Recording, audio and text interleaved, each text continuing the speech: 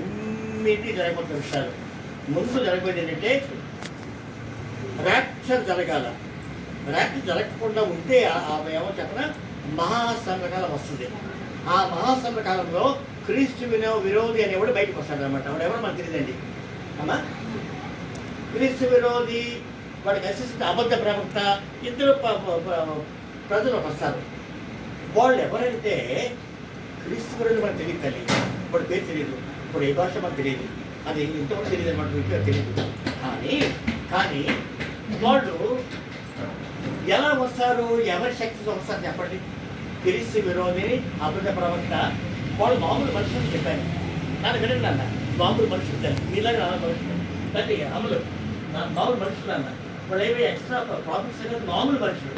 కానీ వాళ్ళకి సైతాను శక్తి వస్తుంది అనమాట. సైతాను వాడి యొక్క శక్తి ప్రభావాలు. అమ్మ 2వ చదవండి, 11వ 2వ చదవండి. 2వ నేను చూసిన చివరి భాగం. దానికి ఆ ఘట సర్పము తన బలమును, తన సింహాసనమును, గొప్ప అధికారమును ఇచ్చేసుకోండి. 3 ఇచ్చాడు అనమాట. ఎవరమ్మా ఘట సర్పం? ఎవరు ఘట సర్పం? వినండి. సర్పం ఎప్పుడు వచ్చిన సైతాన్. హబల మోసం చేసింది ఎవరు చెప్పండి? సైతాన్ కదా. వాడు సర్పరూపంలో వచ్చాడు అన్నమాట.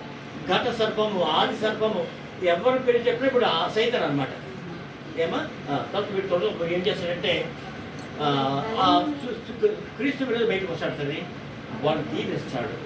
ఎలా దీవిస్తాడంటే వాడి సింహాసనము, వాడి శక్తి, వాడి పవరు, తర్వాత వాడి బలము, వాడి సింహాసనము, అధికారం అంత ఇచ్చినప్పటికీ వాటిలోకి సైతాన్ శక్తి వస్తుంది. వాడు ఏం చేస్తాడంటే ఆకాశం నుండి అగ్ని కురిపిస్తూ ఉంటాడు సూచికలు చేయడానికి. ఏమా ఆ దినాల్లో ఇంకా మనం ఉంటే త్వరలో జరగబోతుందని చెప్తున్నారు చాలామంది. త్వరలో 2వ రాకడ జరగబోతుంది అంటున్నారు. వాళ్ళు మనకేం జరిగితే మనం ఏం చేయాలి ఇట్లా కానీ చూద్దాం. మనం ఏం చేద్దామంటే అప్పుడంట అబద్ధ ప్రవక్త ఈ రాజుకి ప్రతిమ కట్టండి, ప్రతిమ చేయండి అంటాడట. ప్రతిమ ఎవరు చెప్తాడు? యూదుకి చెప్తాడు.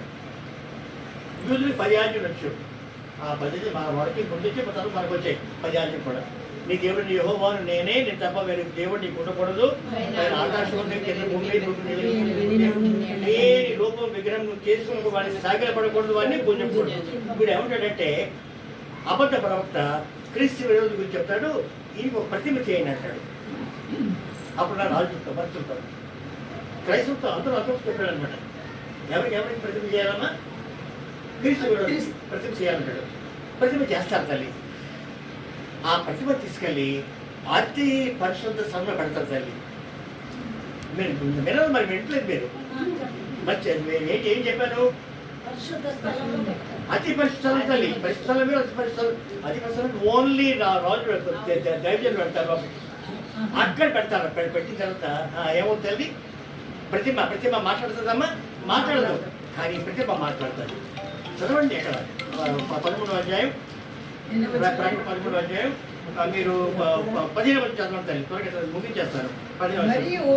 మరియు ఆ మృగము యొక్క ప్రతిమ మాట్లాడినట్లు ఆ మృగము యొక్క ప్రతిమకు నమస్కారము చేయని వారిని హతము చేయనట్లును ఆ మృగము యొక్క ప్రతిమకు ప్రాణం ఇచ్చుటకై దానికి అధికారం ఇవ్వబడును.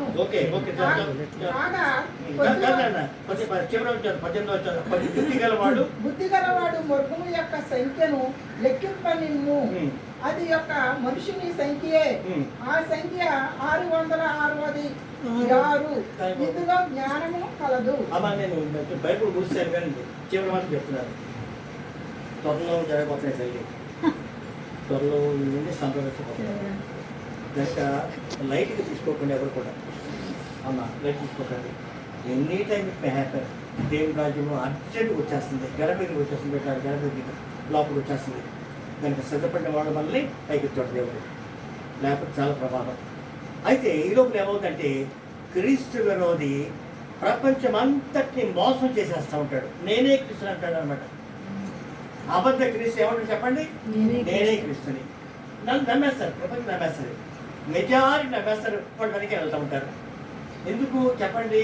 ముద్ర వాడికి 7 తలలు 10 కొమ్ములు ఉంటాయి తల్లి. క్రీస్తు విరోధికి 7 తలలు 10 కొమ్ములు ఉంటాయి. ఒక తలకి సావు దెబ్బ తగ్గుతుంది. అది బైబిల్ ఉందండి. సావు దెబ్బ అంటే చచ్చిపోతాడు వాడు. చచ్చిపోయిన వాడిని ఏం చేస్తాం? మనం శవపెట్లు పెట్టి పట్టుకెళ్ళిపోతాం కదా, శవపెట్లు తెచ్చి పెట్టేస్తారు. అది బైబిల్ లేదు కానీ చట్టం తెచ్చి కూర్చుంటాడు. అప్పుడు అందరూ నమ్మేస్తారు, ఓహో వీడే క్రీస్తు అనమాట, నేనే మృత్యుంజయుడిని లేస్తాను అంటాడు అనమాట. మృత్యుంజయుడు లేస్తాను, నేనే క్రీస్తు అంటాడు అనమాట. అప్పుడు నమ్మేస్తారు. నమ్మేసి జనమంతా వాటి వెళ్ళిపోతూ ఉంటారు. దీన్ని ఎంకరేజ్ చేసేది ఎవరంటే అబద్ధ ప్రవక్త. అబద్ధ ప్రవక్త ఏం చేస్తారంటే యూదుల్లోకి వస్తారు తల్లి. అదొక సర్ప్రైజ్. ఎందుకంటే యూదులతో ఒక ట్రీటీ పెట్టుకోవాలన్నమాట క్రీస్తు విరోధి. దాని నుంచి వాళ్ళు నమ్మేస్తారు. దాని నుంచి వస్తాడు అబద్ధ వీడు వీళ్ళిద్దరు ఏకమై చెప్పి ఏం చేస్తారంటే ప్రతిమ చేయించి, క్రీస్తు విరోధి ప్రతిమ చేయించి ఆ ప్రతిమ మాట్లాడేలా చేస్తూ ఉంటాడు. అది మనం నిలబెట్టేప్పటికి అప్పుడు ఏమైందనమాట, మొత్తం అంతా నమ్మేస్తారు బిడ్డలారా. టోటల్ మన కళ్ళ ముందు జరగబోతుంది కదా. మరి ఏం చేయాలంటే 2 విషయాలు చెప్పి ముగిస్తాను. ఏంటంటే యేసు ప్రభు ఏదన్నా చెప్పండి. చెప్పి